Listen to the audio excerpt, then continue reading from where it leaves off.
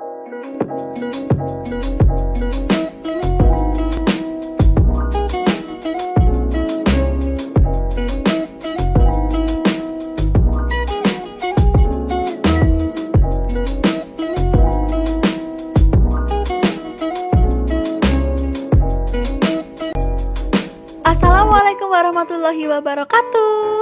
Halo teman-teman, kembali lagi di channel kelas calon akuntan. Pada kesempatan kali ini saya akan menjelaskan mengenai bukti transaksi. Silahkan disimak ya teman-teman. Yang pertama yaitu ada pemahaman transaksi secara umum. Proses awal pencatatan akuntansi berupa transaksi keuangan yang bersifat finansial atau transaksi yang akibatnya dapat diukur dengan satuan uang. Artinya, kegiatan tersebut mengakibatkan perubahan pada kondisi keuangan perusahaan, yaitu perubahan pada harta, kewajiban, dan modal. Karena mengakibatkan perubahan kondisi keuangan perusahaan, transaksi ini harus dimulai dari pencatatan, penganalisisan bukti transaksi, sampai disimpan rapi sebagai bukti yang melengkapi laporan keuangan. Transaksi yang terjadi pada setiap perusahaan umumnya memiliki bukti transaksi yang sama. Contoh transaksi yang berkaitan dengan pihak lain atau transaksi eksternal yaitu: pertama, penerimaan uang tunai dari pemilik atau piutang debitur. Kedua, pembelian barang kepada pihak lain baik secara tunai maupun kredit. Ketiga, penjualan barang kepada pihak lain baik tunai maupun kredit. Keempat, pembayaran beban-beban atau hutang dari kreditur. Ada juga transaksi internal, yaitu kejadian di perusahaan yang memiliki pengaruh hanya di dalam perusahaan saja. Contoh transaksi internal yaitu: pertama, berkurangnya nilai persediaan barang karena susut atau rusak. Kedua, penurunan nilai harta tetap atau fixed asset, yaitu mesin, gedung, kendaraan, dan peralatan. Ketiga, adanya penghasilan yang masih harus diterima atau adanya beban yang masih harus dibayar pada awal periode. Setiap transaksi, baik internal maupun eksternal, harus didukung dengan bukti transaksi yang benar dan absah. Artinya, transaksi tersebut telah diuji kebenarannya, benar perhitungan jumlah uangnya, dan benar telah diotorisasi atau disahkan oleh pejabat yang berwenang.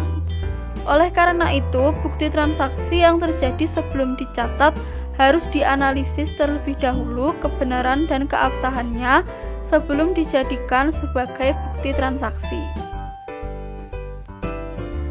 Slide selanjutnya yaitu prosedur pencatatan transaksi keuangan.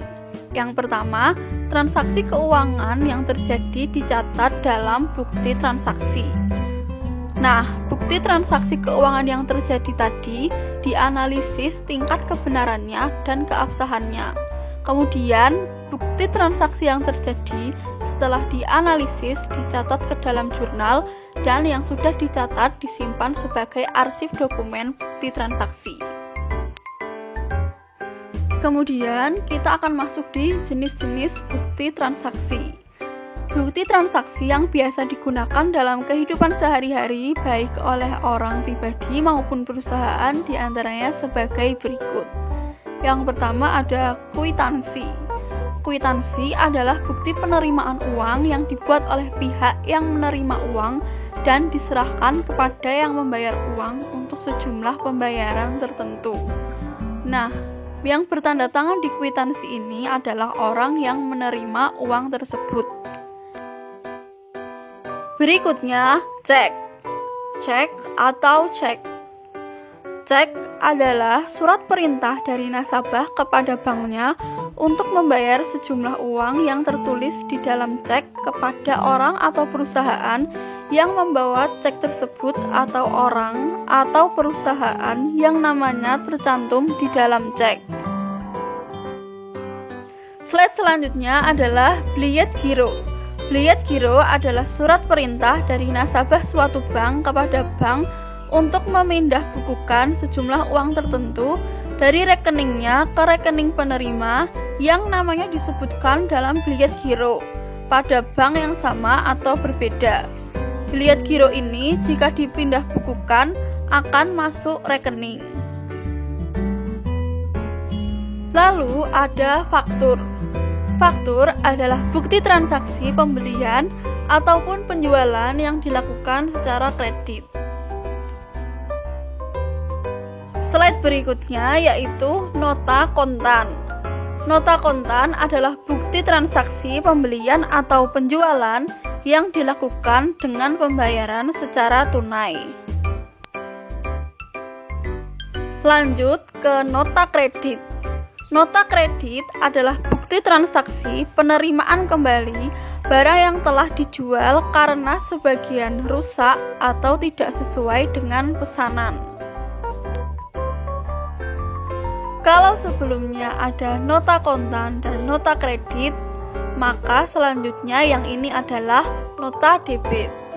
Nota debit adalah bukti transaksi pengiriman kembali barang yang telah dibeli karena sebagian rusak atau tidak sesuai dengan pesanan. Berikutnya yaitu ada bukti memo. Bukti memo adalah bukti transaksi yang bersifat intern perusahaan, seperti memo dari pejabat tertentu atau pimpinan perusahaan kepada bagian akuntansi untuk melakukan pencatatan.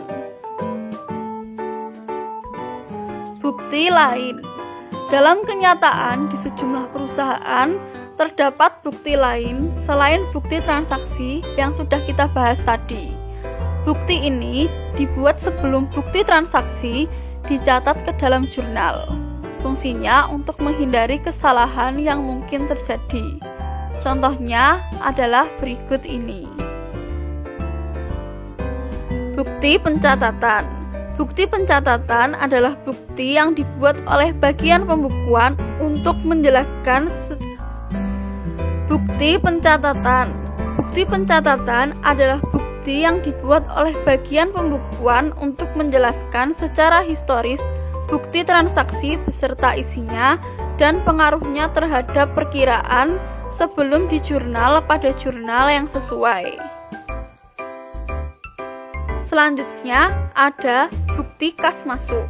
Bukti kas masuk yaitu bukti yang dibuat oleh bagian pembukuan untuk merekap bukti yang berakibat tambahnya perkiraan kas atau cash dalam perusahaan.